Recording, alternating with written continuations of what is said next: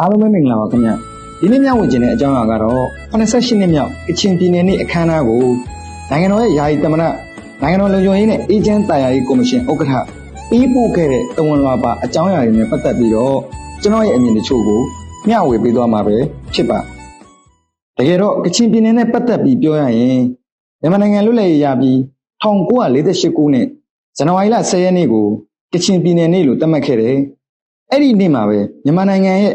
ပထမဆုံးသမ္မတကြီးဆက်ရွှေတိုက်ကကချင်ပြည်နယ်ရဲ့ပထမဆုံးပြည်နယ်ကောင်စီကိုဖွဲ့စည်းပြီးတော့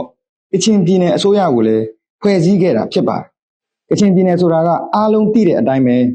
ထူးခြားပြီးတာယာလှပတဲ့သဘာဝပတ်ဝန်းကျင်ဒေသတွေအပြင်သဘာဝအရင်းအမြစ်တန်ရန်ဇာတ်တွေပေါများစွာထက်ရှိတဲ့ပြည်နယ်လည်းဖြစ်ပါတယ်။ကချင်ပြည်နယ်မှာခါကာဘိုရာစီဂလန်ယာစီဇုံကန်ယာစီနဲ့မရယာစီလို့ခေါ်တဲ့လှပတဲ့ရေခဲတောင်တွေရှိတယ်။အဲ့လိုပဲပူကောင်းမြေပြန့်လွန်ပြန်ဆိုရင်ဘူမိယူပထူးခြားဆန်းပြားတဲ့နေရာဒေသတွေနဲ့ဂေဟစနစ်မျိုးစုံကိုပိုင်ဆိုင်ထားပြီးတော့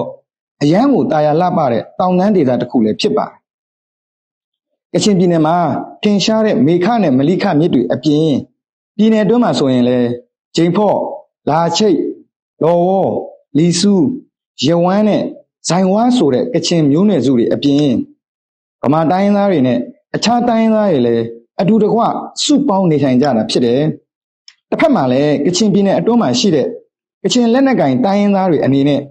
ဒေသအကျိုးဒေသအတွင်းနေထိုင်ကြတဲ့ဒေသခံပြည်သူလူထုအကျိုးကိုမငဲ့ကွက်ဖဲမိမိတို့ရဲ့တကူကောင်းဆန်တဲ့ကိုကျိုးစည်းပွားအတွက်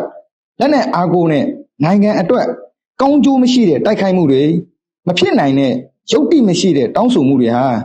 ဒီမိုကရေစီနဲ့ဆန့်ကျင်တဲ့အကြမ်းဖက်လုပ်ရက်တွေဖြစ်တဲ့အပြင်ကိုယ်တိုင်းရင်းသားလူမျိုးတွေကိုကိုကပြန်ပြီးတော့ဒုက္ခပေးနေတဲ့သဘောပဲဖြစ်ပါတယ်။ဒါတွေအပြင်ကချင်ပြည်နယ်အနေနဲ့ပြည်ပနိုင်ငံတချို့ရဲ့တရားမဝင်ကုန်စည်စည်းစိမ်မှုတွေနယ်စပ်ချက်ကျော်မှုခင်းတွေနဲ့ငွေစေဝါရောင်းဝယ်ဖောက်ကားမှုတွေအဲ့လိုတရားမဝင်မှောင်ခိုလုပ်ငန်းတွေဟာ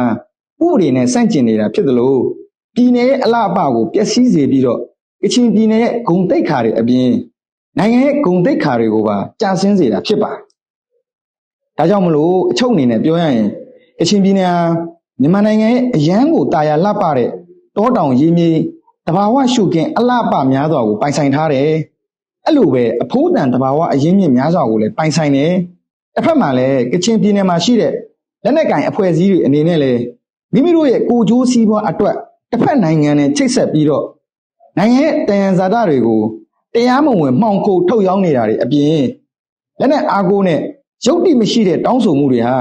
သူတို့ရဲ့တာယာလှပတဲ့ကချင်ပြည်နယ်ကြီးကို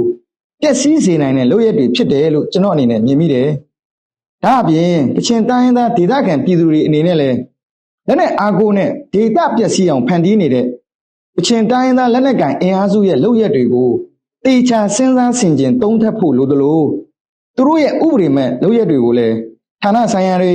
တိုင်းရင်းသားခေါင်းဆောင်တွေနဲ့ဒေသခံပြည်သူအားလုံးပူးပေါင်းပါဝင်ပြီးတော့စန့်ကျင်တိုက်ဖြတ်မယ်ဆိုရင်